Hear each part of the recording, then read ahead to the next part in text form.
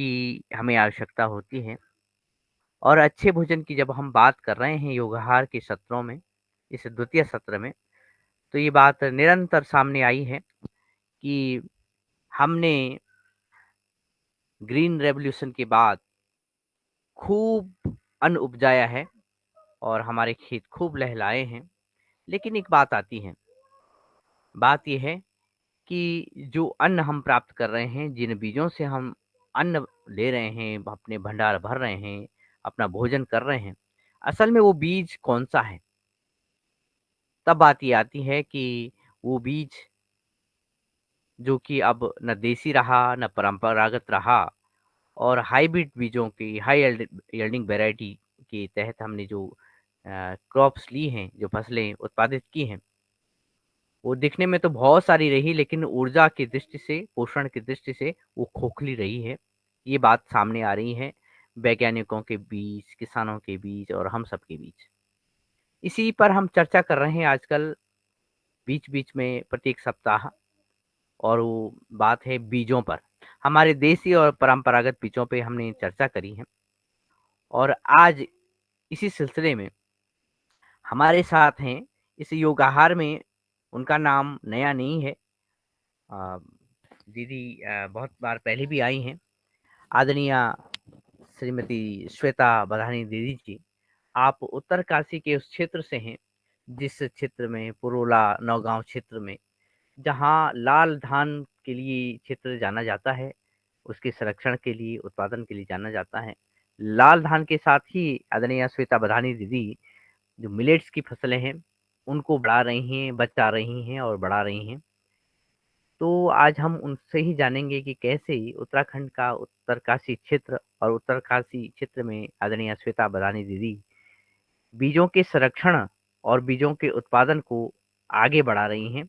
आप सभी के माध्यम से उनका बहुत-बहुत स्वागत है और जो मेरे पीछे ये फ़ोटो लगा है, आप शायद ध्यान दे पा रहे होंगे। ये एक घर जैसा एक मॉडल है, जो ऊपर खपरेल लगी हैं और नीचे लकड़ी का ये सुंदर आकृति है, लगता है कि कोई अच्छा-सा कमरा है। इस कमरे के बारे में भी दीदी बताने वाली हैं, उन्होंने ही ये चित्र भेजा है। इसका हमारे बीजों से क्या नाता है, हमारे भंडारण से क्या नाता है, अन्नागार से क्या नाता है। तो इन्हीं शब्दों के साथ, इन्हीं विचारों के साथ आप सभी के माध्यम से पुनः-पुनः आदरणीय श्वेता बदानी जी का स्वागत है। जी, आप आएँ और बताएँ कि किस तरह से आज बीजों की रक्षा करने की ज़रूरत हो गई है और आप कैसे आगे बढ़ रही हैं?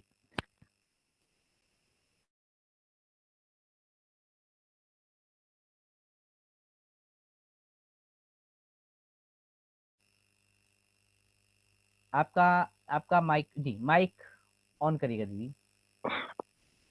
सभी लोगों को प्रणाम और योगाहार सत्र में सभी का हार्दिक स्वागत, अभिनंदन। जैसे कि दिनेश भाई ने बताया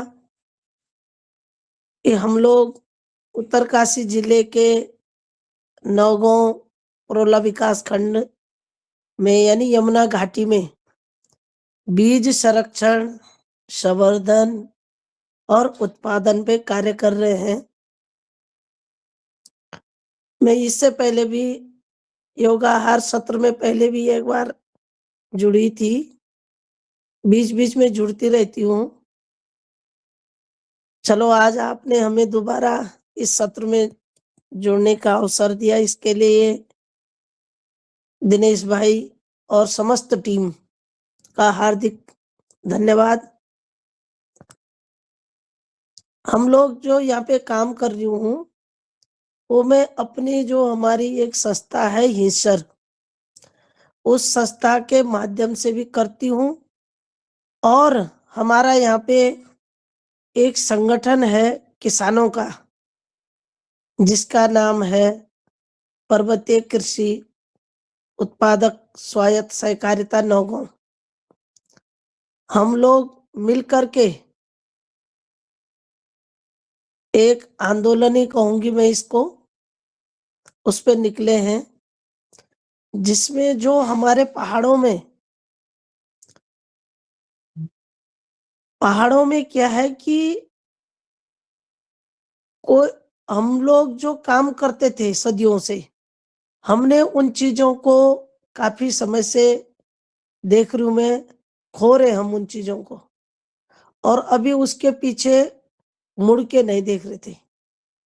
हमने एक प्रयास रखा और जो प्रोडक्शन और जो बीज हैं, वो जब खत्म हो रहे हैं, तो उन बीजों को कैसे अपने जो हमारा यहाँ पे जनमानस है, उसके बीच में कैसे उसको संरक्षित किया जाए, इसके लिए हमने प्रयास किया है, जिसमें मैं पहले आती हूँ लाल धान। लाल धान जो है, अन्य धान की अपेक्षा इसका उत्पादन वैसे भी कम होता है, लेकिन जो इसकी गुणवत्ता है, वो अन्य धान की अपेक्षा बहुत ज़्यादा है। मैं आपको बताना चाहूँगी, हमारा यहाँ नौगाँव के बगल में दूसरा विकासखंड है पुरोला। इस पुरोला विकासखंड में क्या है कि लाल धान की खेती की जाती है, बहुत बड़े एरिया में। और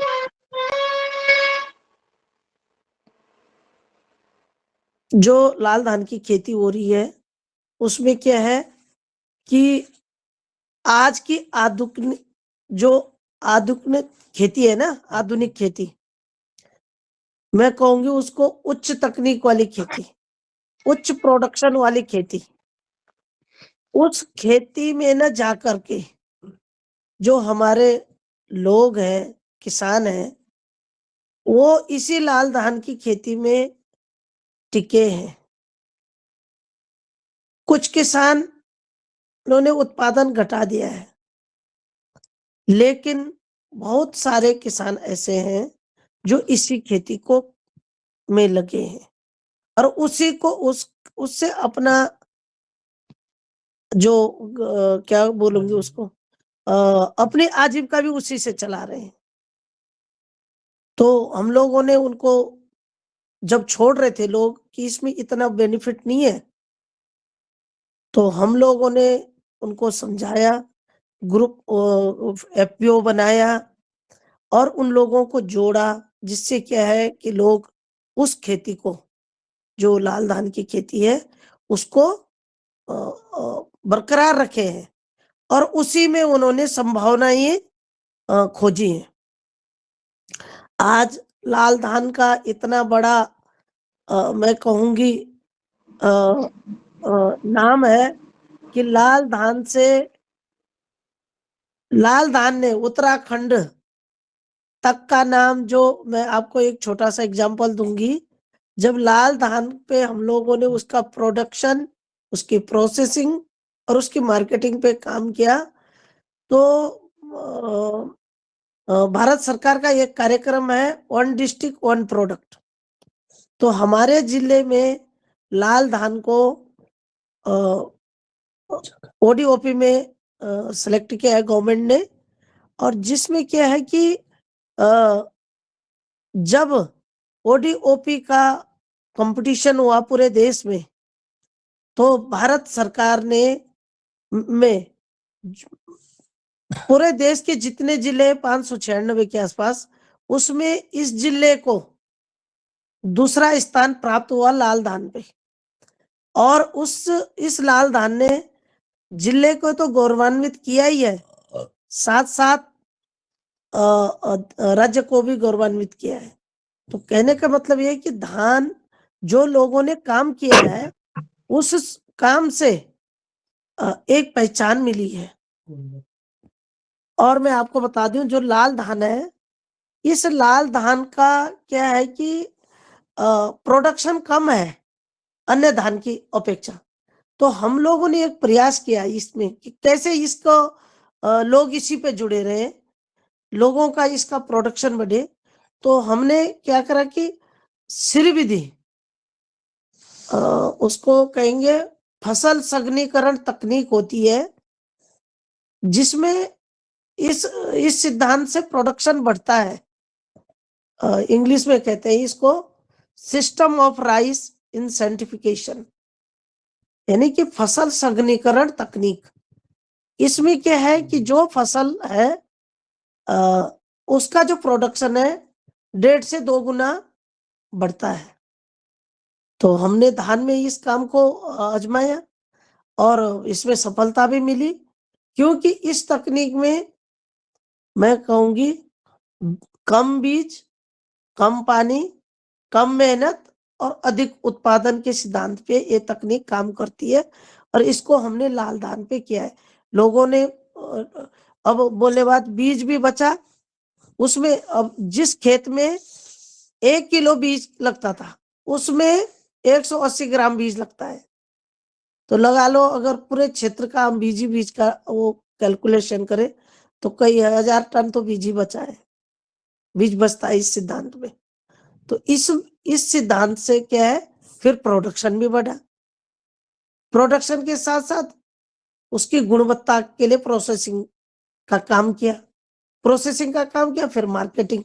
तो कहने का मतलब किसान, कोई भी किसान है, वो क्यों क्यों जुड़ेगा, क्यों करेगा, जब उसको अधिक फायदा होगा दूसरी तकनीक से। तो ये हमने लाल धान पे काम किया। और लाल धान की जो महिलाएं हैं, मैं आपको एक छोटा सा एग्जांपल दूंगी।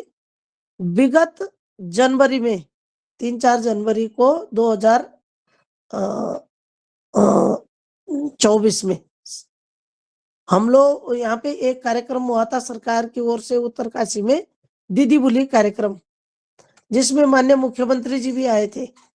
तो हमने क्या करा कि कैसे करके जो हमारी बहनें हैं, जो हमारी महिला किसान हैं, जो खेतों में दिन रात मेहनत करती हैं, उन किसान को कैसे उन खेत से उसको ज्यादा बेनिफिट हो, कैसे उसका लगाव बना रहे।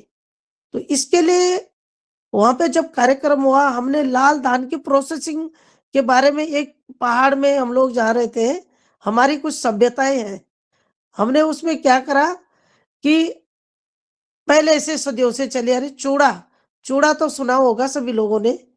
तो चूड़ा, बुकड़े, समूण, समूण मतलब यादगार एक किस्म से कि वहाँ की यादें या वहाँ का कुछ गिफ्ट। तो हमारे एक चूड़ा कार्यक्रम, चूड़ा बनता है। तो चूड़ा कार्यक्रम हमने वहाँ पे जब माननीय मुख्यमंत्री जी आए थे, तो लाल धान पे हमने चूड़ा का कार्यक्रम रखा। तो जो माननीय मुख्यमंत्री जी हमारे उस पे आए थे स्टॉल पे, तो वहाँ पे जब उन्होंने कहा क्या बन रहा, हमने कहा, उनको भी बड़ा अच्छा लगा। तो जो हम लोगों ने वहाँ पे 18 महिलाओं का ग्रुप था प्रोला से, तो उनको बड़ा अच्छा लगा। और जो हमारा जिला प्रशासन है, कृषि विभाग है, उन लोगों ने जो इस काम में लगी हुई माता बहनें, हम सबको इस चीज के लिए सम्मानित किया कि आप परंपरागत खेती को बढ़ावा दे रही हैं और इसके प्रोसेसिंग पे भी आप काम कर रहे हैं। तो ये भी एक मतलब उन जो हमारी बहनें हैं, जो रात दिन खेत में काम करती हैं, उनको एक प्रोत्साहन मिला और बार बार याद करती हैं कि ये चीज मतलब हमको वहाँ पे सम्मान मिला।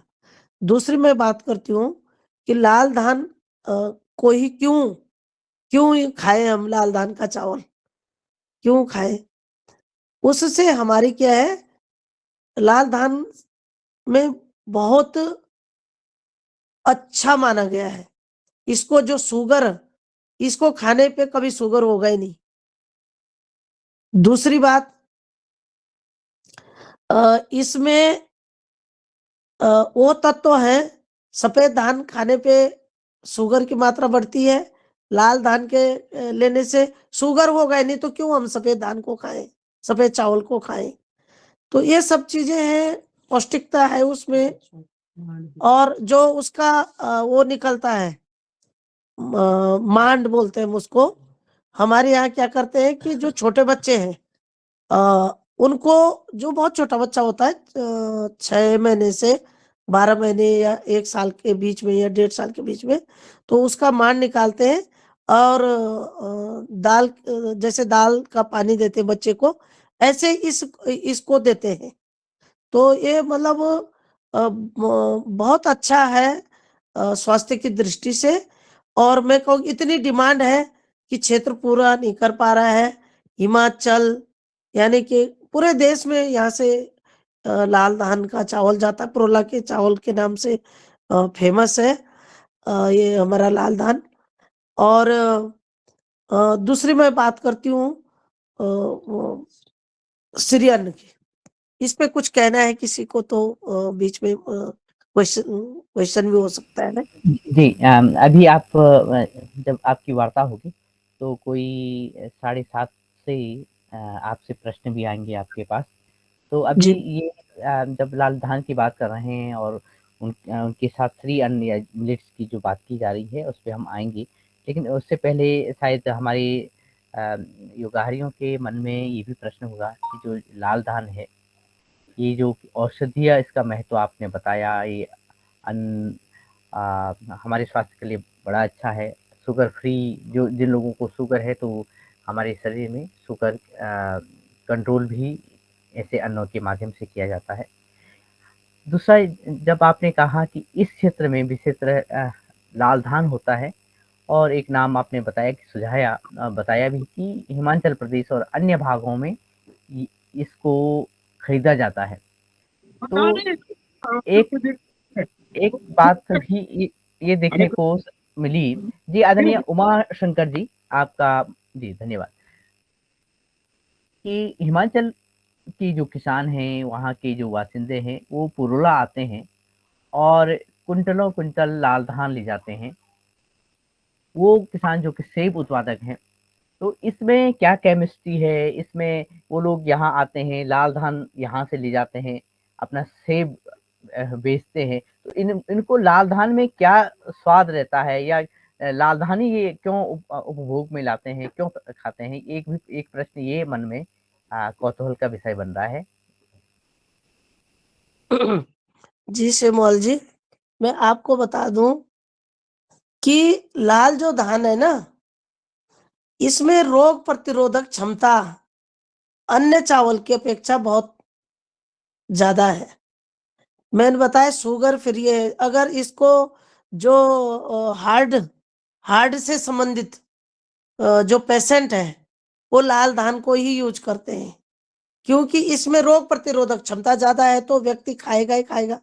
दूसरी जो बात है, लाल धान के लिए मैं एक आपको एग्जांपल बताती हूँ कि हमारे एक साथी हैं लखनऊ में, वो बता रहे थे कि मेरे बेटे का जब कि ऑपरेशन हुआ, तो डॉक्टर ने स्पेशल रिकमेंड किया कि आप खिचड़ी में लाल धान की ही खिचड़ी खाइएगा।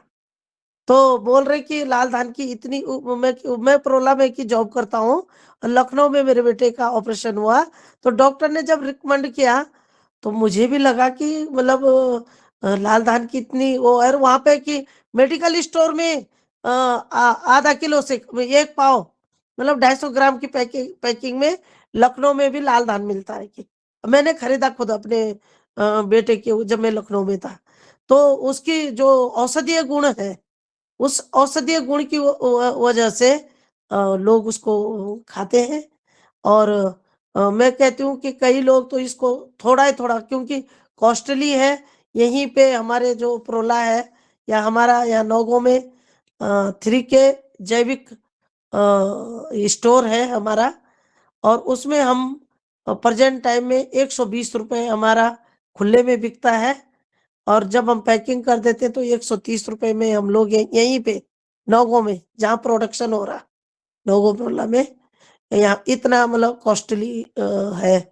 तो कहने का मतलब है कि उसमें जो रोग प्रतिरोधक क्षमता है, स्वास्थ्य की दृष्टि से अच्छा है, बच्चों के लिए अच्छा है, सबसे बड़ी बात है जैविक है।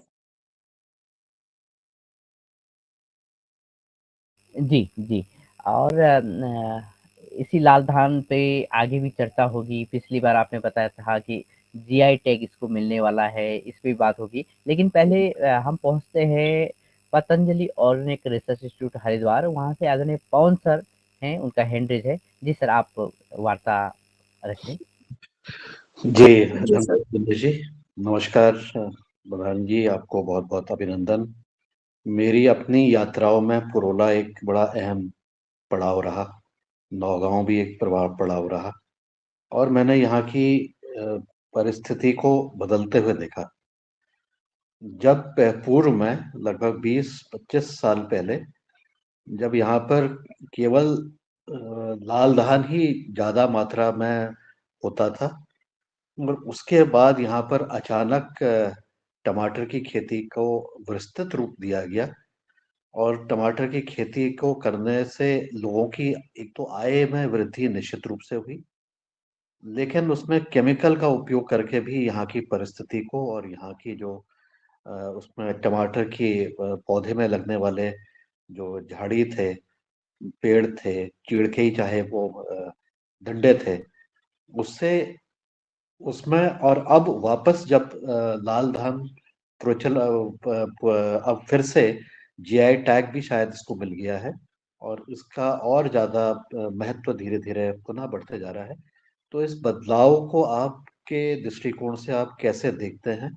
और किस प्रकार से ये जो पुरोला की घाटी थी, ये तो उत्तराखंड की सर्वश्रेष्ठ घाटियों में से एक रही, लेकिन धीरे-धीरे अब वहाँ का भी शहर का विस्तारीकरण वहाँ पर भी हो गया है। तो इस बदलाव को आप कैसे देखते हैं? क्योंकि ये जो चीज़ें हो रही हैं, ये पूरे देश में हम देख रहे हैं कि जहाँ-जहाँ पर अच्छी ज़मीनें थीं, उसमें कहीं न कहीं विस्तारीकरण हो गया, जहाँ पर भी देखें, और कृषि भूमि हमारी धीरे-धीरे कम होते जा रही है। तो पहला मेरा प्रश्न था कि ये टमाटर की जो खेती हो रही है, उसके बारे में भी अभी एक वक्ता आए थे, उन्होंने बताया था, शायद जगमोहन जी आए थे।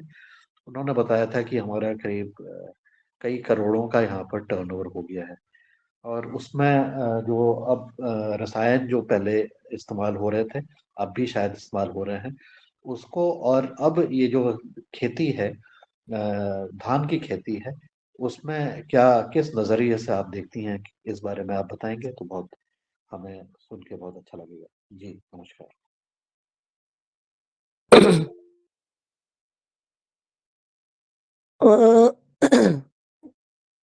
अ, सर ने बताया कि कैसे करके धान की जगह टमाटर आ गया। ख़ैर वो तो इसलिए हो रहा है क्योंकि धान का, जैसे मैंने बताया कि लाल धान का जो प्रोडक्शन है उतना, अगर जिस एक खेत, अगर मैं एक नाली की बात करूं, तो एक नाली में अगर हम सफेद धान की रोपाई करते हैं तो वो 2 बोरी होगी, यानी कि अगर हम कुंटल में बात करें तो 2 कुंटल होगी, और लाल धान जो है वो 1.5 कुंटल भी नहीं होगा उसकी, क्योंकि इसका प्रोडक्शन ही ऑलरेडी कम है। तो मैंने जैसे बताया कि इस प्रोडक्शन को बढ़ाने के लिए हम लोगों ने जो विधि है, सिद्धांत है फसल संघनीकरण तकनीक का, उस पे हमारा कार्य जारी है और प्रोडक्शन बढ़ रहा है। हमारी कोशिश है कि कम से कम जितना सफेद धान हो रहा, उतना अगर लाल भी हो जाए तो कम से कम किसान को कुछ तो बेनिफिट होगा। एक दूसरी जो बात है कि आज की इस भौतिकवादी भाग-दौड़ में किसान हो चाहे दुकानदार हो, कोई भी हो, इतने खर्चे हो गए लोगों के कि एक घर में अगर 4 मोबाइल है तो उसको रिचार्ज करना पड़ता है। हर चीज़ का खर्चा है, और प्रोला जैसी जो क्षेत्र है, जो प्लेन एरिया है, जैसे आपने कहा कि पूरे उत्तराखंड की समृद्ध घाटियों में बहुत अच्छी घाटी प्रोला है, और मैं तो हमें फ़क्र भी होता है कि इतना बढ़िया एरिया हम लोगों के पास है, यमुना घाटी के पास है। एक बार अ, कोश्यारी जी जब मुख्यमंत्री थे, तो अपने भाषण में भी उन्होंने हमारे प्रोला का ज़िक्र किया कि अगर आपको एग्रीकल्चर देखना है, तो आप लोग उत्तराखंड से जो भी लोग हैं वो प्रोला जाइए और पुरोला के किसानों से मिलिए कि कैसे करके खेत से अपनी आजीविका का संवर्धन, कैसे वहाँ पे अपना सामाजिक विस्तार, वो सब चीज़ें उन्होंने अपने उसमें भी ज़िक्र किया था। मैंने खुद उस स्पीच को उनका सुना और अच्छा लगा कि चलो, अगर हमारे माननीय भी इस प्रकार से अच्छा कार्य है, अगर पुरोला के लोग अपनी लाल चावल से ही अपनी आजीविका संवर्धन कर रहे हैं, अब उसमें आ गया टमाटर। टमाटर की जो मैं बात करूँ कि खर्चे, शिक्षा है, कई चीज़ें। तो लोगों ने क्या करा कि अगर 4 खेत लाल धान का बो रहे, तो 2 खेत उसमें टमाटर के भी लगाए। तो इस टाइप से अपनी आजीविका को कर रहे हैं। एक, दूसरी जो बात है कि अगर हम वो चीज़ ना करें, तो किसानों का कहना है कि हम तो हमारे खर्चे कहाँ से चलेंगे? या तो लाल धान ₹200 ₹250 किलो बिके, तो वो भी अभी संभव नहीं है। जीआई टैग की जहाँ तक बात है, हम लोगों ने एक लड़ाई लड़ी जा रही है अभी किसानों के साथ, जो लाल धान का जीआई टैग है, इसको प्रोला का न दे करके, इसमें भी खेल हुआ है प्रोला के लोगों के साथ कि लाल धान का जो प्रोडक्शन है उसमें किसान लिए प्रोला के। प्रोला के 2-3 गाँव के किसान ले रखे, पोरा, कुमारकोट और इधर पानी गाँव। और लिस्ट तो है प्रोला की, लेकिन जो उसका सर्टिफिकेट है, वो उत्तरकाशी भटवाड़ी का कोई सहकारी समिति है, उनके हैंडओवर कर रखा है सरकार ने। और दूसरा, लाल धान प्रोला का, प्रोला लाल चावल न करके उत्तराखंड लाल चावल किया है। तो ये भी हमारे किसानों के साथ बहुत बड़ा धोखा हुआ है। उसके लिए किसानों ने डीएम ऑफिस कई बार आंदोलन और वो सब हो रहा है, कागज पत्तर उनकी चल रही है, ये सब चल रहा है, जूझ रहे हैं किसानों से। दूसरी दूसरी जो बात है कि उस जीआई टैग का हमें कोई बेनिफिट नहीं है प्रोला के किसानों को। अ, अब किसान मांग कर रहे हैं कि हम प्रोला के लाल चावल के लिए अलग से जीआई टैग लेंगे, और शायद उस पे कुछ उनका इस टाइप का 1-2 बार मीटिंग भी हुई है, मैं भी गई थी 1 आध बार उनकी मीटिंग में। तो कहने का मतलब ये है कि ऐसा भी नहीं होना चाहिए। पूरे उत्तराखंड में लाल चावल जो घाटी है वो सिर्फ़ प्रोला है। छोटा-मोटा कहीं होता है अगर लाल चावल, तो वो अल्मोड़ा में भी हो रहा है, लेकिन जो क्वालिटी प्रोला की है, मैं अब 2023 में पंतनगर यूनिवर्सिटी में मेले में गई थी, तो मेरी स्टॉल पे जब फार्मर आया, वो ग्राहक आया, तो बोल रहा कि मैडम आप प्रोला से? मैंने कहा हाँ जी। कि प्रोला का लाल चावल है? मैंने कहा हाँ, लीजिए। तो ऐसे जब मैं खुद विजिट करा मेले में, तो जो पिथौरागढ़ का अभी स्टॉल था, कोई चंपावत का था, कोई चमोली का था, वो भी लाल चावल प्रोला के नाम से बेच रहे थे। तो मन में बड़ा दुःख हुआ। तो हम ग्राहक, अगर हम इसकी पब्लिसिटी करते हैं, तो मैंने कहा जो एक बार प्रोला का यूज़ करेगा ना वास्तविक चावल, मतलब ही नहीं वो दूसरे जगह का जब यूज़ करेगा, अंतर खाने वाले को ही पता चलेगा। दिखने में भी है अंतर, लेकिन वो आम ग्राहक उस चीज़ को नहीं देख पाता। लेकिन खाने में जब खा लेगा, तो मैंने उनको समझाया, तो उनका मेरे को कॉल आता है अल्मोड़ा के कस्टमर का। वो बोलते नहीं मुझे परोला का ही चाहिए, मुझे अल्मोड़ा का लाल चावल नहीं चाहिए। क्यों? कि जब यूज़ करते हैं किसी चीज़ को, उसकी क्वालिटी का पता तभी लगता है। तो वही मैंने कहा कि जो परोला का लाल चावल है उसका अपना एक विशेष महत्व है, स्वास्थ्य की दृष्टि से भी है। और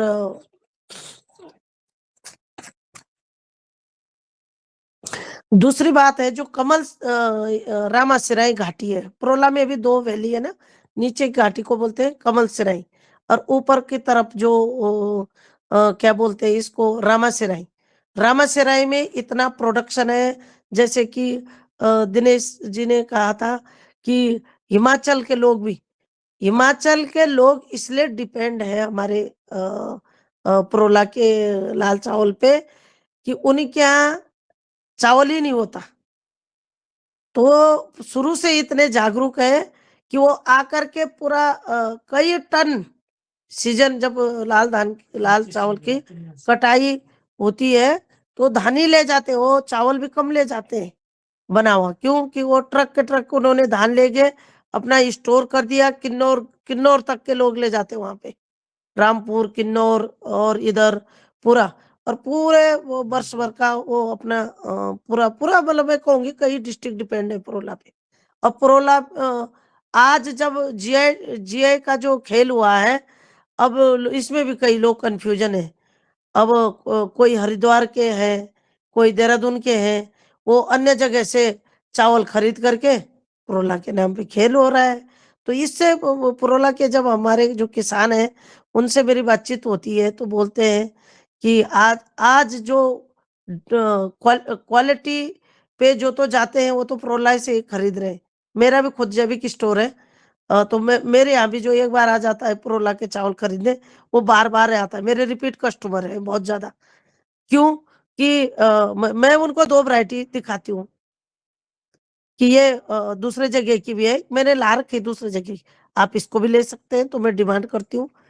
अ, कहने का मतलब अगर हम क्वालिटी पे जाएँ, तो प्रोला का लाल चावल के अलावा और जगह का चाहे हमने वही बीज दे कर के भी, मैं आपको बता रही हूँ पिछले बार हमारे जो यहाँ पे मुख्य कृषि अधिकारी तिवारी सर थे, उन्होंने हमसे 70 क्विंटल लाल धान का बीज लिया है और उस बीज को भटवाड़ी, डुंडा 2 ब्लॉक उत्तरकाशी जिले में ही बुआई करवाई किसानों से। तो हुआ क्या? नहीं हुआ।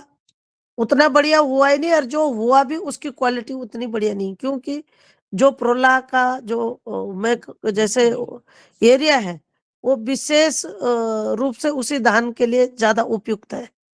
अंतर आ जाता है उसमें भी स्वाद में भी। जी। संभवतः जी आदरणीय पवन सर पुनः आप कह दीजिए। बहुत सुंदर यहाँ की घाटी जो है बहुत रमणीक घाटी है। अगर कोई जी। नहीं उस तरफ जाते हैं और यमुनोत्री की तरफ जाते हैं तो अगर उनके पास समय है तो इस घाटी में भी वो जरूर आए। बहुत ही सुंदर है। और मैं कई बार यहाँ पर आकर के रामासराय की घाटी को और यहाँ के जंगलों को देखा है। ऊपर यहाँ की जो जलवायु है वो इतनी शानदार है कि ऊपर जो जंगल है, देवदार के जंगल शायद वहां पर हैं, बांज के जंगल वहां पर हैं। और उसी के आगे आप चले जाएंगे तो मोरी विकास खंड आ जाएगा और मोरी विकास खंड में हर की दून आ जाएगा जो कि अनेक बहुत ही टूरिस्ट की एक बहुत ही सुंदर जगह है। मैं वहां पर भी गया। तो खैर ये तो और वहां पर फिर टोंस नदी मिलेगी, इधर यमुना घाटी मिलेगी। तो बहुत सुंदर जो जगह है। और ये जगह एक जो भ्रमण का प्रकृति का आनंद लेना चाहते हैं ऐसी जगह पर जाकर के यहाँ पर बहुत ही आप आनंदित होंगे। बरसात के टाइम पर ये नदियों का शोर इतना ज्यादा होता है कि उसमें उसकी भी एक आवाज अपने आप में ही एक बड़ी सुंदर सी नजर आती है और सुनाई देती है। बरसात में जब पानी बहता है दोनों नदियों में तो उस समय भी मैंने इसको देख रखा है, सुना है, महसूस किया है, आनंदित हुआ। आपको बताने जी बहुत बहुत धन्यवाद, अभिनंदन। आप बहुत सुंदर जगह में रह रहे हैं। और हमारे योगाहार के जो हमारे साथी हैं पूरे देश में, उनके लिए भी उत्तराखंड की जो ऐसी वादियां हैं वहां से जब वो सुन रहे हैं तो उनका भी मन हो रहा होगा। जब भी इनकी उनको अवसर मिलेगा तो ये इस जगह पर भी आएंगे और यहाँ का आनंद लेंगे, ऐसी मेरी आशा है। तो अब दिनेश जी आगे अपनी कार्रवाई को मतलब आगे की वार्ता को आगे जारी रखें। जी, जी आदरणीय धन्यवाद। और जब आपने रामासराई और जो दूसरी घाटी के बारे में, कमल सराय के बारे में बताया आदरणीय जी ने, तो उसका आंकलन आदरणीय पवन सर ने बताया कि किस तरह से ये घाटियाँ खूबसूरत हैं और उत्तराखंड की सबसे खूबसूरत घाटियों में से एक हैं। और बात हो रही है परंपरागत बीजों की, देसी बीजों की। वास्तव में जो परंपरा पुरोला क्षेत्र में और इस घाटी में हुँ। इन बीजों को लेकर के है, चावलों के उत्पादन को लेकर के है, ये परंपरा यहाँ की पहचान बनती है। और अभी हम जब कुछ देर में ये समझेंगे कि किस तरह से उनका रख-रखाव होगा, ये भी महत्वपूर्ण रहेगा। कुछ अ, हैंड भी रेज़ हो रहे हैं, तो हम थोड़ी देर बाद प्रश्नों पे भी जाएँगे। तो दूसरा ये प्रश्न भी आता है कि ठीक है, हमारे इस क्षेत्र में लाल धान तो यहाँ की परंपरा में रचा हुआ, बसा हुआ बीज है और ये अन्न है। लेकिन जो दूसरे अन्न हैं, जो श्री अन्न है, जो मिलेट्स हैं, इनका सिनेरियो क्या है? क्या ये पहले जैसे बच रहे हैं या फिर इन पर कुछ कार्य हो रहा है? बीज बढ़ रहे हैं या उनमें घटाव आया है? अगर घटाव आया है तो आप और आपके किसान किस तरह से आगे बढ़ रहे हैं या कुल मिलाकर किन-किन बीजों को बचाया जा रहा है और बढ़ाया जा रहा है? जी, दिनेश जी। अ, जैसे मैंने एक चीज़ लाल धान पे बताऊँगी थोड़ा-सा। जो आपके आपने अभी फ़ोटो लगा रखी है कुठार की। हमारे जो योगा आहार में जुड़े हुए लोग हैं, उनको भी आपने दिखाई दी। ये जो कुठार है, कुठार मतलब लकड़ी का घर होता है और उसके अंदर अनाज जो है, अलग-अलग इसके अंदर क्या बोलते हैं, रैक मतलब खाने बने हुए रहते हैं और इसमें लाल धान, हमारे मिलेट्स, वो सब इसके अंदर अलग-अलग कुंटलों के हिसाब से, टनों के हिसाब से रखे रहते हैं। ये जो लकड़ी का बना हुआ इसलिए है कि इसमें सुरक्षित रहता है, इसमें कीड़ा नहीं लगता है और नमी नहीं आती है। तो इस प्रकार के मकान यहाँ पे जो किसान हैं, उनके घरों में प्रत्येक के ज़रूर रहते हैं। ये भंडारण का एक बहुत ही अच्छा तरीका है और ये सदियों से चला आ रहा है। ये नहीं कि और आज भी लोग इसका संरक्षण करते हैं। इसको जैसे आपने देखा फ़ोटो में खूब लोगों ने उसको वो उसपे कोई पॉलिश नहीं है। वो नेचुरल कलर है लकड़ी का, जो दिनेश जी ने अपने उसपे लगा रखा है, फ़ोटो पे लगा रखा है। तो कहने का मतलब ये है कि हम लोग जो यहाँ पे प्रोला, नौगाँव या यमुना घाटी, रवाई घाटी में रहते हैं, अपनी जो जड़ें हैं, अपनी जो हमारी संस्कृति अपने अपने जड़ों से जुड़े हुए रहते हैं और पलायन तो बहुत कम अब आने वाले खैर भविष्य को तो मैं क्या कहूँ, बट ये है कि अ, जुड़े हुए हैं लोग। एक और बात कहना चाहूँगी, अभी हमने लाल धान की बात की, अभी मैं एक और बात बताने वाली हूँ आपको कि चर्चा करने वाली हूँ कि सिरियन जो है, वो हमारे यहाँ जो खेत हैं जितने भी जो रन फेड एरिया है, उसमें यहाँ पे मंडुआ, जंगोरा, कौड़ी, चीणा, चौलाई, इन 5 अन्न पे यहाँ जंगोरा, इन 5 अन्न पे यहाँ पे विगत कई सदियों से कार्य हो रहा है। लोग उगा रहे हैं किसान। लेकिन बीच का दशक ऐसा आया कि जंगोरा बिल्कुल नहीं हो रहा, कौड़ी बिल्कुल नहीं हो रही, चीणा का तो बीज ही मिलना एक बहुत बड़ा चैलेंज हो रखा हम लोगों के लिए भी। मैं आपको बता रही हूँ कि इस साल तो झंगोरा बिल्कुल भी नहीं मिल रहा है, हमें पूरे क्षेत्र में नहीं मिल रहा है। हमने इधर प्रताप नगर और थत्यूड़ जो टिहरी जौनपुर ब्लॉक है, वहां से हम खुद झंगोरा अपने स्टोर के लिए मंगवा रहे हैं, तब जाकर के लोगों का जो ग्राहक है उसको दे पा रहे हैं। इतना वो है। दूसरी जो बात है, 2024 में अ, हम हमारे इलाके में यहाँ पे जो नोगोप्रोला इलाका है, हमें कौड़ी मिला ही नहीं कहीं। कौड़ी की डिमांड थी लेकिन मिला ही नहीं। जब मिला ही नहीं तो हम लोगों ने क्या करा, बीज बड़े मुश्किल से कहीं ढूंढ ढांड के निकाला 5-7 किलो, फिर एक क्लस्टर डेवलप किया उस बीज का।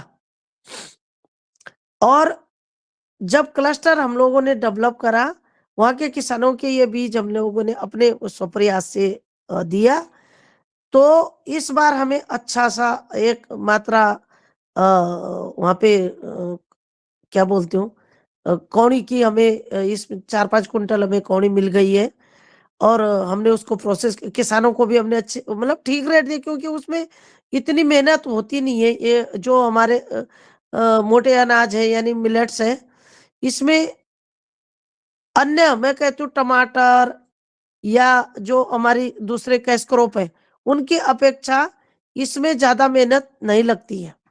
और दूसरी बात सिंचाई की भी इसमें ज़्यादा आवश्यकता नहीं होती।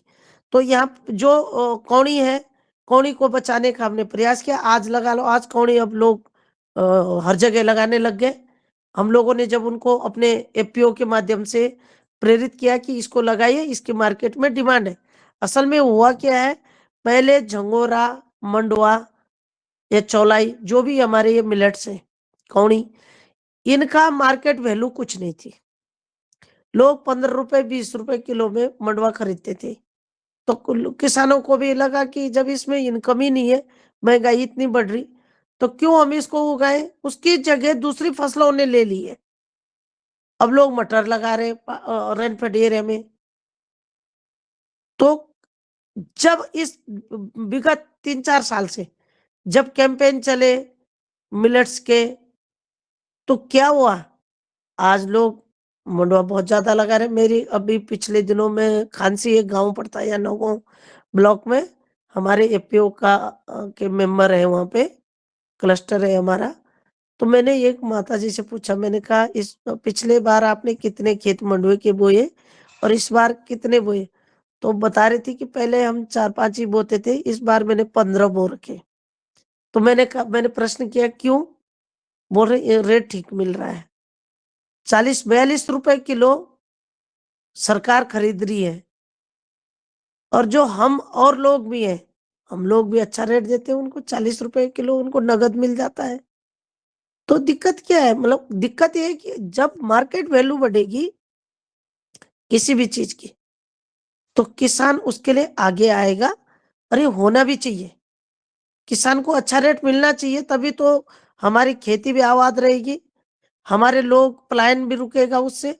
और मैं आपको एक चीज़ और बता रही हूँ कि कौड़ी का तो हमने क्लस्टर के जैसे कौड़ी का हमने प्रोडक्शन बढ़ाया, और मैंने उस कौड़ी का जो उस गाँव में बार-बार विज़िट की, तो हुआ और श्रीविधि से प्रश्न ये है कि ऐसे तो लोग बो ही रहे, मैंने श्रीविधि से वहाँ पे मंडुए का रोपाई करवाई किसानों से। तो जैसे मैंने कौड़ी मंडुए का वो प्रोडक्शन करवाया, उससे क्या हुआ, मैंने एक फेसबुक पोस्ट डाली। फिर फेसबुक पोस्ट के माध्यम से यूएनडीपी भारत सरकार ने यूएनडीपी ने मुझे तो कॉल किया, मेरी डिटेल ली, और उन्होंने एक बल्कि उस पे स्टोरी भी कवर करी मिलेट्स को लेकर के। तो कि आप वहाँ पे प्रयास कर रहे हैं, आप इस टाइप मतलब जो भी है, फिर उनका कॉल आता है। तो सरकार सरकार हो, चाहे हमारी संस्थाएँ हों, चाहे हमारे कोई भी लोग हों, वो ये जो आप काम करते हैं हमारे किसानों के लिए, तो उसमें वो लोग सराहना करते हैं और आगे प्रोत्साहन की बात करते हैं। दूसरी एक बात बता रही हूँ, कौन ये चींड़ा, चींड़ा मुझे मिल ही नहीं रहा। मेरी अभी 15 दिन पहले अ, मुख्य कृषि अधिकारी चमोली जी से चमोली है जो हमारा डिस्ट्रिक्ट, उनसे बातचीत चल रही थी। मैंने कहा सर मुझे कहीं से चीड़ा का बीज दीजिए, हमारे किसान मुझे मुझे उसका बीज को बचाना है। तो बोला कि 2 किलो की, मैं कहीं से उन्होंने भी बात करी, मैं भी ढूंढ रही हूँ, और आप लोगों को भी कहना चाहती हूँ, अगर चीड़ा किसी के पास अगर बीज मिलता है, तो क्योंकि इस बीज को भी बचाना, ये लुप्त तो हो गया है। जैसे झंगोरे का प्रोडक्शन है ना, बहुत कम हो रखा है, मिल ही नहीं रहा, उसको भी हम यहाँ बढ़ाने की बात कर रहे हैं।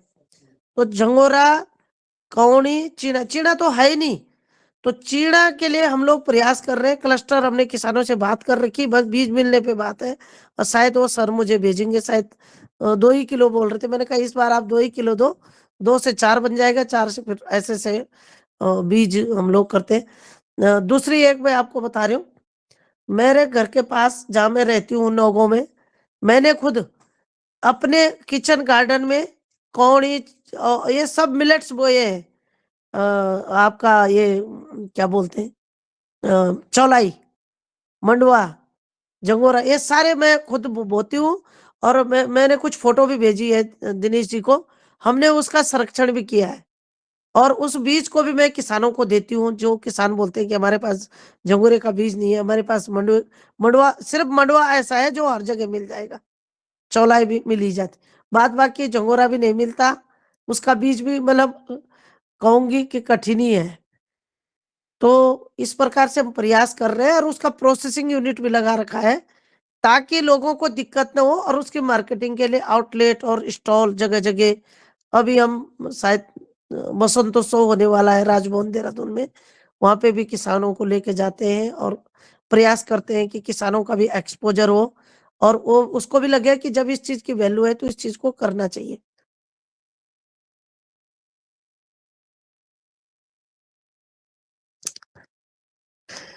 तो ये सब बातें जी, थी। जी, अ, जी, जी।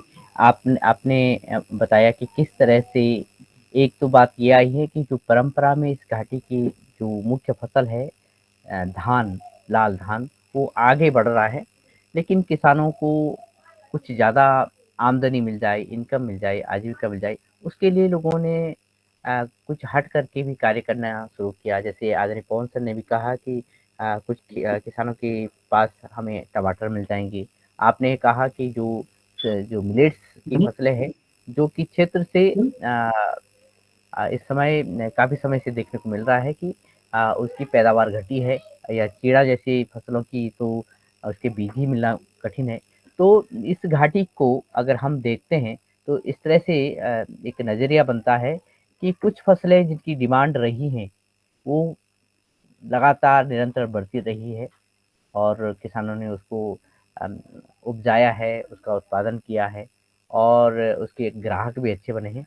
लेकिन वहीं दूसरी जिन फसलों का जो डिमांड कम रहा है, वो क्षेत्र से ही गायब हो गई हैं। अब जबकि लोगों को ये बात समझ में आ रही है कि ये जो श्री मिलेट्स हैं या श्री अन्न है, हमारे स्वास्थ्य के लिए कितने लाभकारी हैं और उनका लोगों को लाभांश भी मिल रहा है, उनका रेट भी अच्छा मिल रहा है। तो फिर किसानों के मध्य जद्दोजहद है कि फिर से वो उन पुराने बीजों को, उन परंपरा के बीजों को, देसी बीजों को वापस लाएँ, उनको उगाएँ।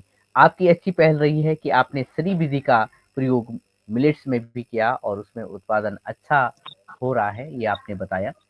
और इसके साथ ही एक प्रश्न और भी है जो रह जाता है, जो आदरणीय पवन सर ने भी कहा था कि जब टमाटर को देखते हैं तो टमाटर में बहुत सारा केमिकल्स, बहुत सारा स्प्रे हो रहा है। क्या लाल धान में भी इस तरह की बात है कि स्प्रे करना पड़ता है? और अगर करना पड़ता है तो किस तरह के केमिकल्स हम यूज़ कर रहे हैं लाल धान में? अ, दिनेश जी, मैं आपको बता दूं कि मिलेट्स और लाल दाल इनमें किसी भी प्रकार का आज तक कोई स्प्रे नहीं होता। और मैं आपको आपकी जानकारी के लिए एक चीज और बता दूं, हम लोग जब श्री विधि पे आते हैं तो उसमें हम टोटल पंचगव्य बनाते हैं, मटका खाद बनाते हैं और उससे जो उसका उत्पादन की जो हम बात करते हैं, जब हम पंचगव्य बनाते हैं तो उससे क्या है, जो प्लांट है उसकी रोग प्रतिरोधक क्षमता बढ़ती है उससे। और जैसे क्योंकि जो हम प्लांट लगाते हैं वो लगाते हैं हम 8 से 12 दिन का ट्रांसप्लांट। तो उस और जब उसको 10 दिन हो जाता है प्लांट को लगाए हुए, तो 10 दिन में हम जो जैविक हमारा पंचगव्य तैयार किया हुआ रहता है, उसका पहला स्प्रे करते हैं। और पंचगव्य में हम गाय का जो भी गाय का हमारा गाय का गोबर, गाय का दूध, गाय का घी, गाय गाय से संबंधित जो प्रोडक्ट है उसको मिला करके उसकी प्रॉपर विधि है और उससे जो तैयार पंचगव्य है उसका स्प्रे करते हैं हम। और कोई भी जो अमूमन किसान है जो अपने तरीके से भी करता है, वो स्प्रे का अभी तक इसमें कहीं हमने सुना नहीं कि लाल धान में भी स्प्रे करना पड़ता है। हाँ जी। जी, जी धन्यवाद जी। और ये अच्छी बात है कि जिस लाल धान को स्वास्थ्य के लिए अच्छा माना जा रहा है, उसका उत्पादन भी अच्छा है। अच्छा मतलब सुरक्षित उत्पादन हो रहा है और बिल्कुल। सुरक्षित जी, उसको हम उचित रूप में खा रहे हैं जिस रूप में वो पहचाना जा रहा है, यानी वही परंपरा बनी हुई है। यह बहुत बड़ी बात है और ये बधाई भी आपको कि हमने इसको सुरक्षित बढ़ाया है और सुरक्षित लोगों के हाथों में दिया है। वरना आज जो अन्न हम ले रहे हैं, हमें मालूम नहीं। आदरणीय प्रदीप राज वर्मा जी तक हम पहुँचेंगे अभी, उनका माइक ऑफ ऑन हो रहा है।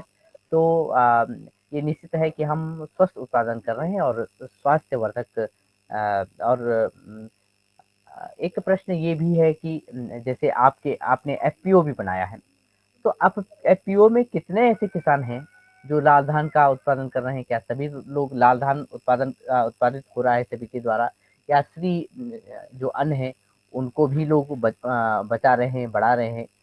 तो ये प्रश्न है एफपीओ से संबंधित। एफपीओ जो हम लोगों का है वो नौगांव क्षेत्र का है, शुरुआत में हमने बना रखा, लेकिन उसमें हमने कुछ जो प्रोला के गांव हैं वो भी जोड़े हैं। और प्रोला के जो गांव है, क्योंकि लाल धान नौगांव एरिया में कम होता है, कम क्या बहुत ही कम होता है, प्रोला में होता है। तो जो प्रोला में लाल धान उगाने वाले जो हमारे सेल्फ हेल्प ग्रुप थे उसको हमने एपीओ में जोड़ा। तो उसमें एपीओ में लाल धान वाले किसान भी है और श्री अन्न वाले भी हैं। श्री अन्न वाले वही मैं जो बता रही थी, खांसी पलेठा या इधर के जो हमारा एरिया है नौगांव का, वो उन किसानों को भी हमने जो सिर विधि से है फसल सघनीकरण तकनीक को हम यहाँ अप्लाई कर रहे हैं कि हर फसल में हो, ताकि कम देखो क्या हो क्या रहा है पहाड़ों में, फसल तो वही है, अगर हम जमीन वही है, फसल को हमें चेंज करना है, फसल के उत्पादन को बढ़ाना है, जमीन तो बढ़ा नहीं सकते। तो उसके लिए एक ही तरीका है कि हम सघनीकरण तकनीक को अपनाएं हर फसल में और कम एरिया में ज्यादा उत्पादन पाए। इस चीज को हमें किसानों के बीच में हर जगह बढ़ाना पड़ेगा। और मैं बता रही हूँ आपको, हमारा जो यहाँ खानसी गांव है, यहाँ पे जो मैं मंडुए की बात कर रही थी, हमने श्री विधि से मंडुआ लगाया। एक पौधे में 26 वो क्या बोलते हैं बालियां मंडुए की हमने एक बीज से, एक पौधे से उगवाई है। तो हाँ, अमूमन 10-15 तो निकल ही जाते हैं। कहने का मतलब यह है कि सिर विधि कारगर विधि है, उसको प्रॉपर अगर मैं कहूंगी जैविक तरीके से प्रॉपर उसके जो सिद्धांत है उसको अप्लाई किया जाए, तो मैं कहूँ प्रोडक्शन तो क्या पूरे देश में सरकार अगर इस चीज को ढंग से करवाती है डेमो, तो बहुत ही अच्छा प्रोडक्शन बढ़ सकता है किसी भी क्षेत्र में। वो मैं यहाँ लोगों की प्रोला की बात नहीं कर रही हूँ, मैं बात कर रही हूँ पूरे जगह की। अगर हम इस विधि को अपनाएं और इस पे अगर कोई अगर हमसे अगर इस पे जानकारी ट्रेनिंग भी लेना चाहता है ऑनलाइन भी, तो हम इसको बता सकते हैं। क्योंकि इसका जो मेरा एक गांव है या नौगांव जहाँ मैं रहती हूँ, वहाँ एक नौगांव कस्बा है, उसमें हम लोगों ने इसको कि आज पूरा गांव अपने जो हमने विधि बता रखी उसके तरीके से खेती करता है, अच्छा भी लगता है। मैंने उन लोगों को बोला कि आप लोगों ने अपनी विधि को बिल्कुल ही बंद कर दिया, तो बोलते हैं हमारी विधि में एक बहुत बड़ा घाटा है। पहले तो कई कई कुंटल बीज हमारे गांव का बच रहा, सबसे बड़ी जो बात है कि कई कुंटल बीज बच रहा है।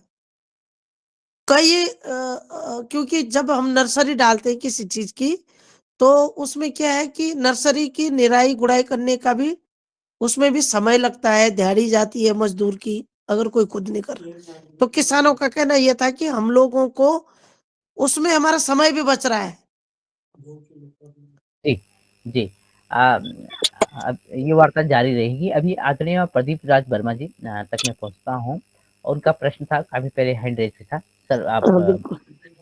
ओम सदन को सादर वंदन, सादर प्रणाम। आज की योगशाला बहुत विशिष्ट रही थी और आज के मुख्य अतिथि जो हैं वो उन्होंने बहुत अच्छी जानकारियां हमको दे रहे हैं। और पहाड़, हम लोग हमारे यहाँ जब हम ऑर्डिनेंस फैक्ट्री में नौकरी करते थे तो हम बोलते थे पहाड़, अपने आप में लोग बोलते थे हम पहाड़ी लोग हैं, मतलब पहाड़ पे रहने वाले। तो हमारे बहुत से मित्र हैं वहाँ के और उनसे हमको काफी जानकारी मिलती रहती है।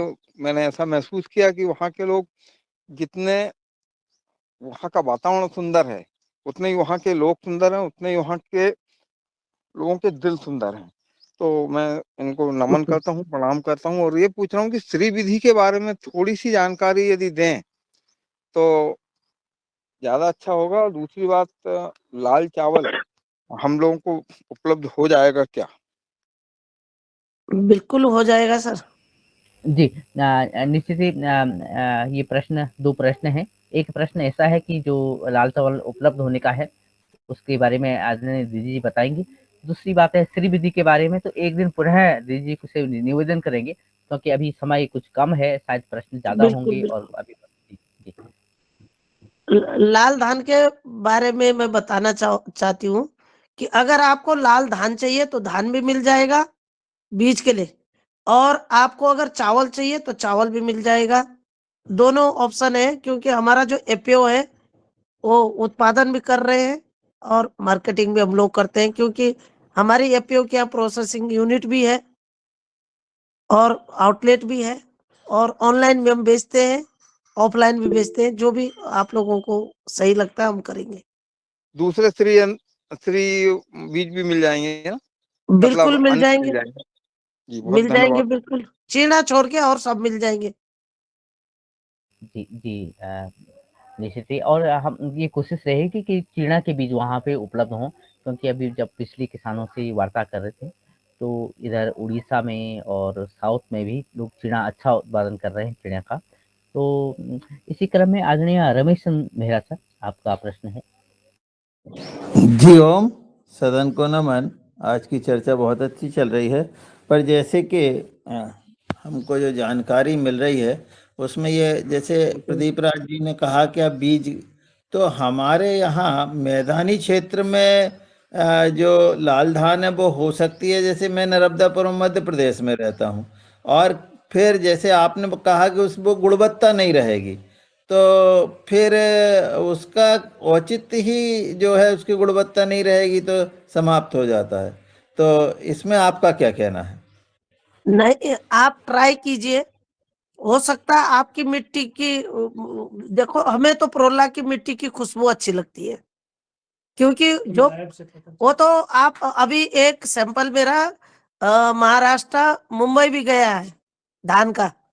उन्होंने हमसे जी धान भी मांगा और चावल भी मांगा, और जी वो लेबोरेटरी में भेजा है उन्होंने। जी। तो कहने का मतलब आप थोड़ा मांग वो डिमांड करके आप बीज ले जाइए, चावल भी ले जा सकते, फिर आप प्रोडक्शन कीजिए, क्या पता ज्यादा अच्छा हो।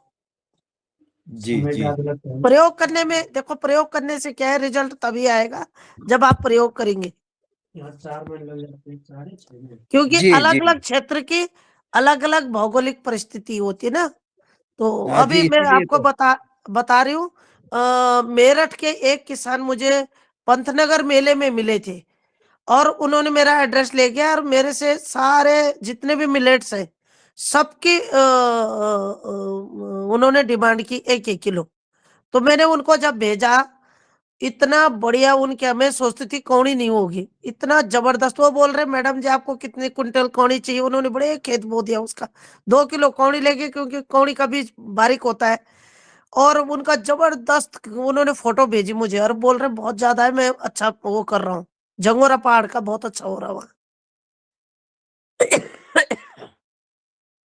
जी, जी, निश्चित ही ये बात जी भी सामने आई है कि बहुत बात तो ये होता है कि एक क्षेत्र विशेष में कुछ बीज अच्छा उत्पादन देते हैं, और जब वो एक जगह से दूसरी जगह ट्रांसफ़र हो जाता है उनका, तो एक उदाहरण आदरणीय अशोक पाणिग्राही जी हैं, डॉक्टर अशोक पाणिग्राही जी, जो योगाहार में कई बार आते हैं, उड़ीसा से हैं और वो प्रोफ़ेसर रहे एग्रोनॉमी के। वो बता रहे थे अपने संदर्भ में एक स्मरण में, कि उन्होंने उड़ीसा से केरल धान का बीज भेजा, एक विशेष प्रजाति का, और धान जब उड़ीसा से केरल पहुंचा तो उसको पहुंचने में देरी हो गई, यानी जब उनको बोना था तो उस टाइम पीरियड के बाद पहुंचा। जो उसकी क्वांटिटी शायद ज़्यादा थी, तो जब पहुंचा तो उन्होंने कहा हम क्या करें इस धान का, इसको वापस ले जाओ। तो पाणिग्राही जी ने कहा कि अब मैं वापस लाऊंगा तो उसमें किराया पड़ेगा मुझे, इसलिए उसको आप ऐसा करें कि अभी आप उसका कुछ पार्ट खेत में बो लीजिए। वो कहते हैं कि उसमें धान का जिन्होंने बोया होगा उनको टाइम लगा, यानी उन्होंने जब बोया उसका 5-6 महीने बाद वो धान अंकुरित हुआ उस खेत में। उन्होंने उसमें कोई छेड़छाड़ नहीं की, लेकिन जब वो उत्पन्न हुआ धान तो कहते हैं कि इतना ज़्यादा हुआ कि उसने रिकॉर्ड तोड़ दिया। वो उड़ीसा में उतना धान उत्पादित नहीं हुआ जितना कि केरल में हुआ। तो कहते हैं उन्होंने इसी तरह का प्रयोग कुछ दूसरे देशों में भी किया, यहाँ का धान दूसरी जगह भेजा। तो कहते हैं कि अगर बीज हम एक जगह से दूसरे जगह स्थानांतरित कर दें, या तो उत्पन्न नहीं होगा या उसकी उपज कम होगी, लेकिन कभी-कभी रिकॉर्ड भी टूट जाएगा। बीजों का उत्पादन इस तरह से, अगर उसको क्लाइमेट मिल जाता है या फिर इस तरह के सर्कमस्टेंसेस होते हैं कि हमारे खेत की मिट्टी अच्छी है, तो उत्पादन बहुत अच्छा भी हो सकता है, इसमें कोई दो राय नहीं है। तो ये क्योंकि किसान एक वैज्ञानिक है, वो प्रयोग करता रहता है और ऐसे प्रयोगों में कई बातें सामने आती हैं। जैसे अभी मेरठ के किसान ने खूब अच्छे मिलेट्स उत्पादन किए हैं, आज ने दीदी जी ने बताया है। तो इसी क्रम में जबकि हमारे पास अभी थोड़ा समय है, तो मेरा निवेदन है आदरणीय सदस्यों से कि आपका कोई प्रश्न हो तो जी। आदरणीय सीएम राय सर, आप उत्तर प्रदेश से ही हैं और आपका प्रश्न।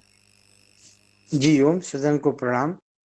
मैं दीदी जी ने अभी बताया कि कोठार, हम लोग के यहाँ भी कोठार बोला जाता था जहाँ अनाज रखा जाता है, जिसमें लकड़ी का प्रयोग, लेकिन हम लोग का मिट्टी से बनता था। तो ये लकड़ी किस चीज की होती है जिससे कि उसमें कोई माने फफूंद या वो जो जीव पड़ते हैं वो नहीं लगते हैं, और कैसे बनाया जाता है? जी ओम, यही जानना चाहता जी धन्यवाद। ये देवदार की लकड़ी का होता है। देवदार की लकड़ी से बनता है ये, और इसके अंदर अलग-अलग खाने होते हैं, जिनमें कि धान, मंडुआ, झंगोरा, चौलाई आप कई वर्षों तक रख सकते हैं, और इसमें कोई भी कीड़ा नहीं लगता है, क्योंकि देवदार की लकड़ी एक विशेष प्रकार का खुशबू आती है इसमें। ये है। जी धन्यवाद धन्यवाद। हाँ जी, हाँ जी। कैसे बनता है ये? ये इसके वो मिस्त्री होते हैं इसके ना, काष्ठ कला वाले होते हैं, वो बनाते हैं इसको। और ये तो बड़ा खूबसूरत भी लगता है। लोग इसको बड़ा आज की जो पीढ़ी है उसको एक उसमें भी देखती है, अपने पर्यटन के हिसाब से भी देखती है कि नहीं ये तो पर्यटकों को लुभान्वित कर सकता है। इस टाइप से भी सोचते हैं बच्चे आजकल के तो।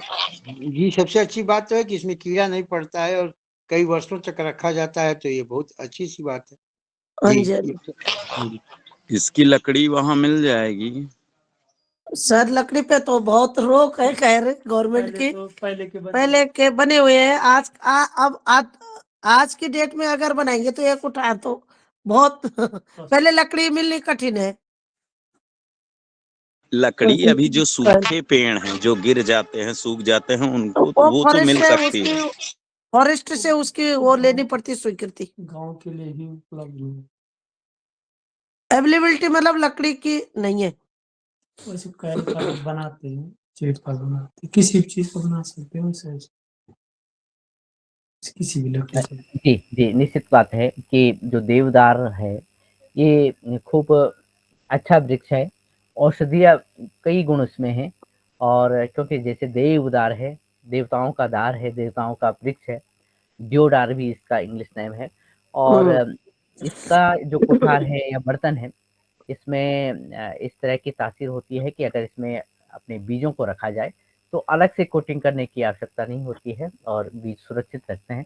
इसलिए अगर हम इस पुराना क्षेत्र में उत्तरकाशी के कई गाँव में जाएँगे, तो हमें गाँव के बाहर लकड़ी के बड़े-बड़े छोटे और या छोटे-छोटे ठेलियाँ या घर जैसे घर दिखेंगे, लेकिन वास्तव में वो घर नहीं होते हैं, वो अन्नागार होते हैं, जिसमें अन्न रखा जाता है, जिसमें बीज रखे जाते हैं, और एक गाँव में कई-कई इस तरह के बीजों के घर होते हैं, जो गाँवों की सुंदरता को और बढ़ा देते हैं। तो जैसे आदरणीय पवन सर कह रहे थे कि कभी इस क्षेत्र में, इस घाटी में लोग आएँ, तो अवश्य ही उन्हें ये खूबसूरत नज़ारा देखने को मिलेगा। आदरणीय शरद वर्मा सर आपका हैंड रेज है जी। सदन को कोटि कोटि प्रणाम।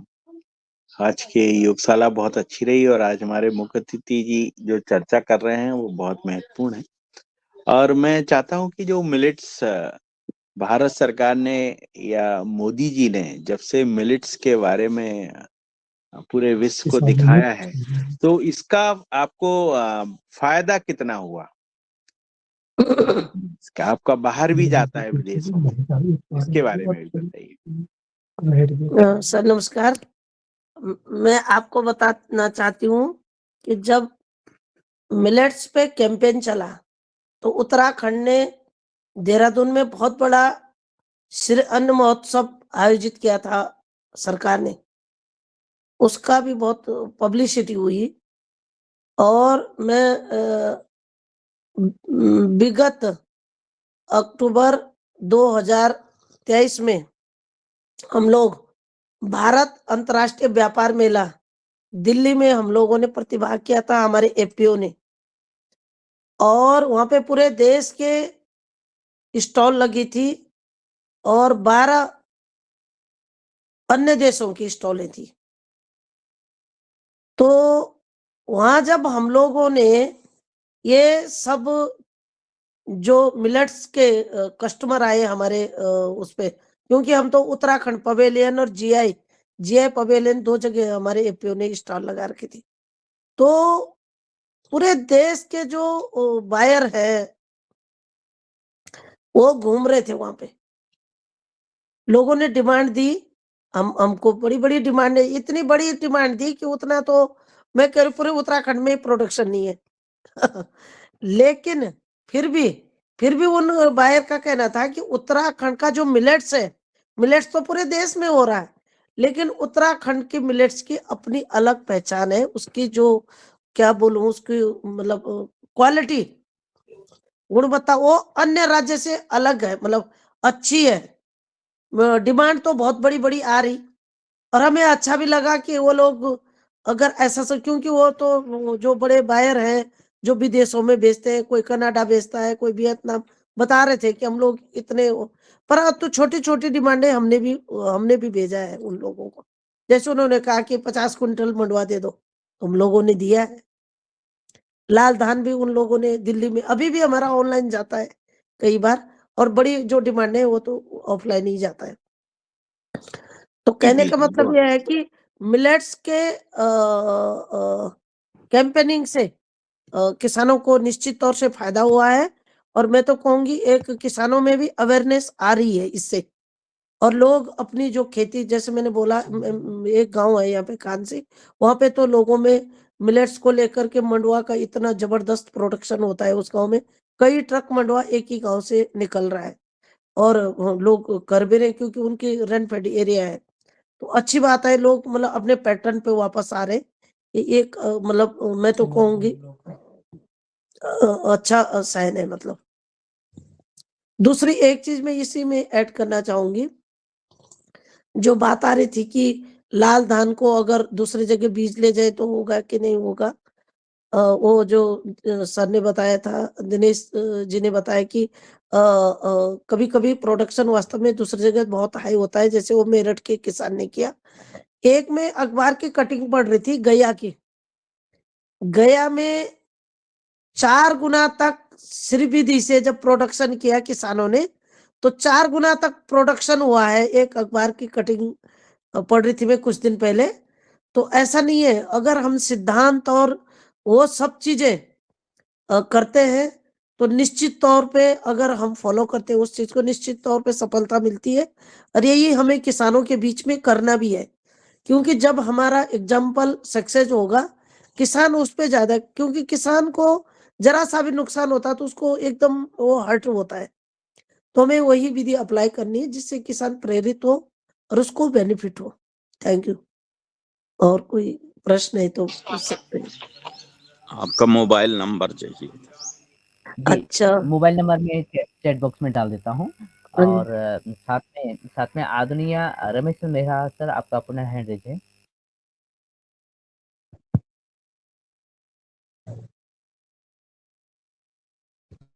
हाँ, शायद मेरा सर तक आवाज़ नहीं पहुँच रही है, लेकिन उनका हैंड रेज़ है। जी।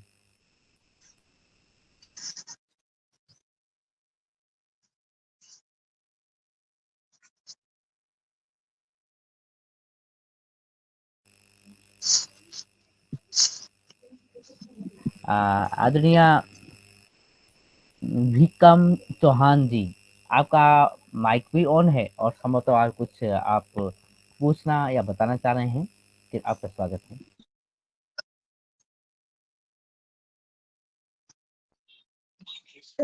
ओम भैया जी, ये विक्रम भैया जी है, अपने बालाघाट जिले से हैं और अभी अभी उनको तहसील प्रभारी का प्रभार दिया है और ये भी मिलेट्स के ऊपर और श्री अन्न के ऊपर काम कर रहे हैं। तो प्लीज भैया जी, आपका जो भी सवाल होगा करिए। ओम भैया जी, आपके परिचय के साथ में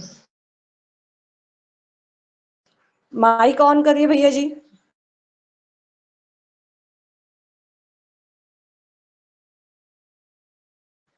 भैया जी लेफ्ट हो गए हैं। दिनेश भैया जी, आप आगे बढ़ाइए। जी, जी, धन्यवाद आदरणीय दीदी जी। और इस क्रम में जबकि आज हमने उत्तराखंड के उस खूबसूरत वैली पुरुला और इस क्षेत्र की बातें करी हैं, यहाँ पे जो परंपरा में लाल धान उगाया जाता है, देसी बीजों का रख-रखाव किया जाता है। ये बात भी सामने आई है कि यहाँ पर जो श्री अन्न है, जो मिलेट्स है, वो अब धीरे-धीरे फिर से उगाया जाने लगा है। कुछ अन्न, कुछ बीज हैं जो कि अभी अ, आगे बढ़ाए जाने बाकी हैं, इस पे भी बात रखी गई है। कुछ प्रश्न भी आए हैं, अलग-अलग जगह पे श्री अन्न के साथ-साथ जैसे लाल धान की डिमांड की गई है या उत्सुकता ज़ाहिर की गई है, तब उसको मँगाया जाता है तो क्या वहाँ पे उसका उत्पादन होगा? ये बातें भी सामने आई हैं और अपने अनुभव पर के आधार पर आदरणीय दीदी जी ने बात रखी है। अब जब ये समय भी अ, हो गया है और कुछ बातें हैं जो रह गई हैं, जिनको हम अ, पुनः करेंगे और आदरणीय श्वेता बधानी दीदी से ये निवेदन भी रहेगा कि आने वाले समय पे आप किस तरह से श्री विधि को अपनाती हैं लाल धान उगाने में या मिलेट्स उगाने में, डिमांड इस पर हम स्पेशल वार्ता बातें करेंगे। करेंगे। और मैं आपका नंबर चैट बॉक्स में भी साझा कर रहा हूँ और आदरणीय सदस्यों से कि जिनको भी संपर्क करना हो, कोई डिमांड हो, तो इस चैट बॉक्स के माध्यम से आप आदरणीय श्वेता बधानी दीदी जी तक पहुँचेंगे और अपनी बात रखेंगे या कोई जानकारी चाहिए होगी या फिर जो अन्न है उनको मँगाना चाहेंगे। तो किंतु मेरा अभी शायद इसमें कुछ मैं सदस्यों से निवेदन करता हूँ कि मैं ये नंबर बता रहा हूँ, अभी चैट बॉक्स में द नहीं जा पा रहा है ये। 97600 68816 यानी 9760068816 ये नंबर है और मैं आदरणीय हमारे जो ग्रुप्स हैं उसमें भी डाल देंगे। जी, धन्यवाद। तिवारी जी ने नंबर डाला और इस क्रम में मैं आदरणीय रंजना बहन से निवेदन करूँगा कि वो आएँ। आज की वार्ता को और आज के दोनों सत्रों को वो कैसे देखते हैं, अपनी बात रखें और आज बज तक चलें 8 बजे। धन्यवाद भी करें। जी। आदरणीय कल्पना कोटले जी तक आवाज़ पहुँचे तो उनसे मैं ये निवेदन करता हूँ कि आज का सत्र संपन्न करें। जी धन्यवाद दिनेश भैया। मेरी आवाज आ रही है दिनेश भैया? हाँ, आ रही है जी। जी धन्यवाद। आज का योग सत्र हमारा अतिशय सुंदर आदरणीय जीरालाल कुशवाहा ने लिया, उनका बहुत बहुत धन्यवाद आभार व्यक्त करती हूँ। और द्वितीय सत्र में हमारी मुख्य वक्ता के रूप में आदरणीय श्रीमती श्वेता बदानी जी ने उत्तरकाशी उत्तराखंड से।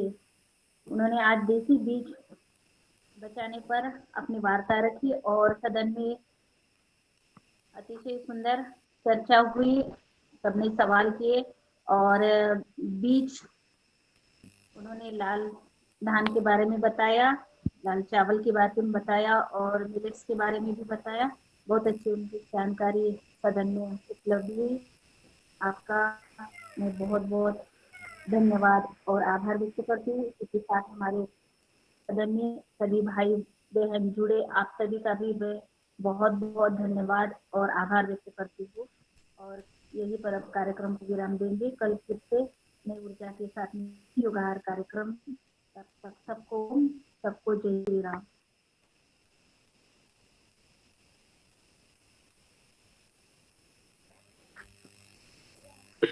सभी को सादर प्रणाम। ओम। जी आदरणीय जय श्री राम। जय श्री राम। ओम सभी को प्रणाम। जय श्री राम। जय श्री राम। जय श्री राम। बहुत आदरणीय धन्यवाद। उमाशंकर जी हैं? उमाशंकर प्रसाद जी। आदरणीय प्रदीप राज वर्मा जी।